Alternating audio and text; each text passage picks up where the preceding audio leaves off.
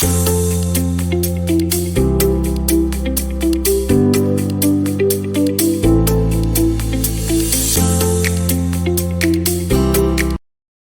everyone, in this video I'm going to talk about list functions. How can you actually use the list functions in your dataset? So you can see on the screen in my Power Query editor, I have a table here where I have different types of list. So I'm going to show you the different list operations that you can do on the lists in your dataset. So I have a table here which says the different types of list, right? I have a list which has only numbers. I have some lists which have only null values. And I have also some of the lists which has only characters. So for taking each of these list values, I'm going to show you the different list functions that you can perform on your data set. So first of all, we need to understand what lists are. So lists is a group or a collection of items or values which has got different data types. Only a list can have items which can have different data types. Right? So how exactly you can identify a list? Your list will always starts with a curly braces and ends with another curly brace. So between the two curly braces, you have a set of items or a collection of values which can be of the same data type or for a different data types. That is the most important difference between a list and a column. Your column can have only values of a single data type, whereas your list can have values of different data types. Okay, so coming to the list functions here, first of all, how exactly I'm going to show you what operations on list you can perform. I'm going to first convert this column where I'm having different types of list into list. As you can see, this is not a list, right? As of now, it's only in the format of a list, but it is not actually a list, right? How exactly you can view your list? Okay, I'm going to convert this column into a list, right? So I'll go to a custom column. I give expression dot evaluate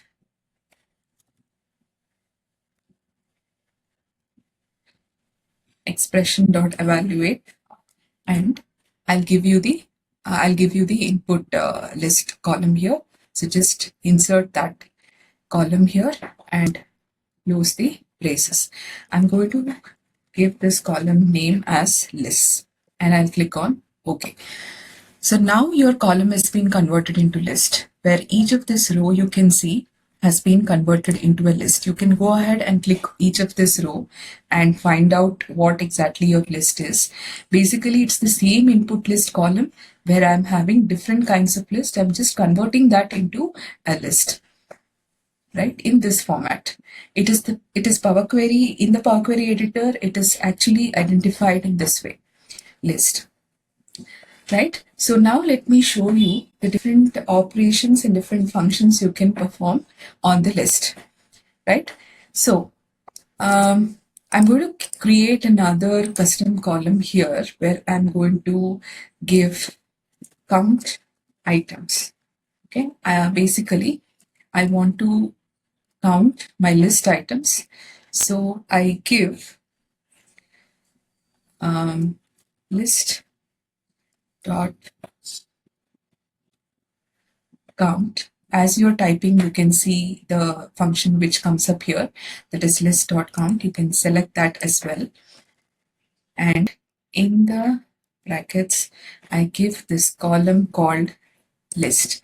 Don't give input list because that is not in a list format. That is just formatted as list, but Power Query will not recognize as a list. So give this column where you newly created, that is called list, and click on OK. So now you can see a new column is created where I'm having the count items, where it is counted each of my list here, and it is displayed the different numbers for each of the lists. Okay, basically it's counting the numbers.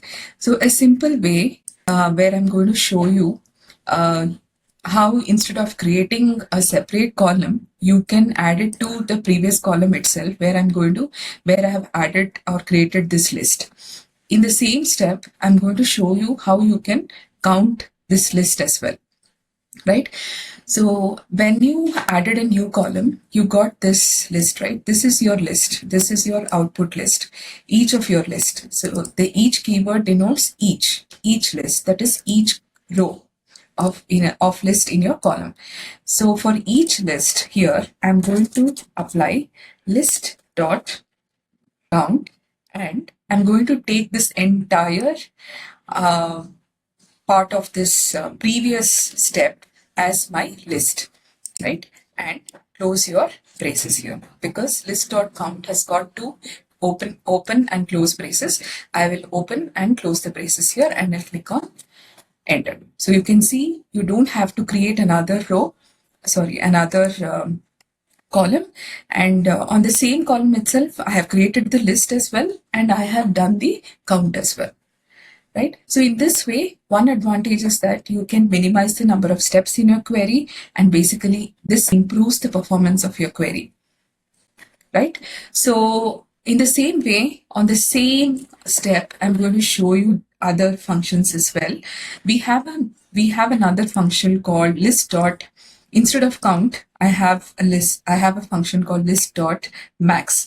So here in this function, if I give list dot max, again it comes up here, you can use it here, and I'll click on OK, and this gives me the maximum value in each of my list. So that is listed out here. Like in this list, it is 5 is the maximum number that is listed here.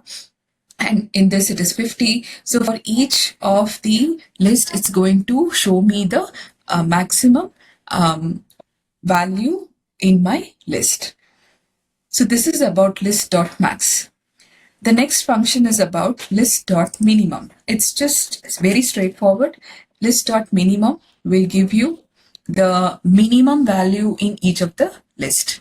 So this has got 1, this has got 10, this has got 1 again, and whatever is in the text format or string format, that will just give the position of the first list value. That is, this is a list of a list of fruits here. So apple is the first one. So it just gives out apple as the first first item in the list, right? So the next function is actually the list, where you can actually sum the values inside the list, right? So I'll just create list dot, I'll just keep the entire step as it is, and I'll just, instead of minimum, I'll just give it as sum, and you can see I have the summation of all my list items, right? So you can also see here, so it's summed all these values and given me 15. Likewise, it's done for every step. Because it cannot do this summation, it is giving me an error that this is a text and it cannot be converted. So, and this operator will not work on text values, right? So this is about list.sum, where you can find out the total sum for each of the list. The next function is list.distinct. So I'll just replace, and on the same step, I'll show you the list.distinct. And here you can see it is not given me any single item or single value. It's given me a list again. So why? Because in this list, it's going to internally check if there are duplicate items and remove the duplicate items and keep only the distinct items in the list. Similarly, it does this for each and every list, because as you can see, my keyword each will do the work on this, right? So it's going to give distinct values even here as well. There are 2 null values. So one of the null values is removed and one is retained. So it gives 1 null value here. And similarly, it's doing for every step, every list in the column, and it is going to remove the duplicates and going to give only the distinct values. All right, so let's move to the next function, that is list.remove nulls. So I'll use the same step and same data set and show you how to remove the nulls. In case you have nulls in your list, just use remove nulls on your step, and you can see the different list that has been provided, and you can go to each of the row and find out if the nulls have been removed. So I have one row here in my data set which has got two nulls, as you can see. So this particular function should have removed both of these nulls. So let's go ahead and check if this has been removed. Yes, both the nulls has been removed. Basically, it's going to remove the nulls from the data set, from your list, right? So next, let's go to the next function, that is list.sort. So basically, the sort function will help you sort the items inside the list in the form of ascending order. So this is always in ascending order, list.sort. So where you can go check out how your list now looks like. Your list has got list which is sorted. My list is already been sorted, so you will not know much of a difference. Let's go to another list where row 5 has got jumbled up numbers. So I think this is also not, this is also sorted, right?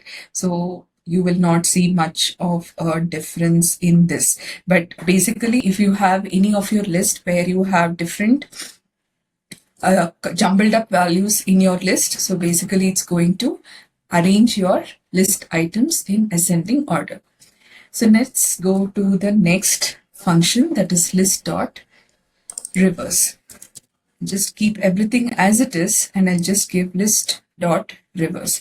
So list.reverse will basically help you to reverse the order of your list. So this is the actual order of your list, what you can see on the second column, and my list now changes the order to the backside, that is the reverse order. So it's starting from 5, 4, 3, 2, 1 for the first one.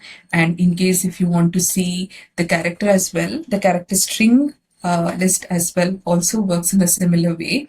So it starts from the last item, goes up to the first item, right? So this is about the list.reverse. So these are some of the list functions which are very basic list functions, and also some of the list functions which helps you clean up your list. Like the functions which clean up your list are list.distinct, list.remove nulls, list.sort, and list.reverse. Basic list operations are list.count, list.maximum, and list.minimum, and list.sum. So this was about some of the list functions, basic list functions, as well as the list functions which helps you clean up your data. So this was about the list functions. I hope you liked the video. Thanks for watching. Do wait for my next videos. Thank you.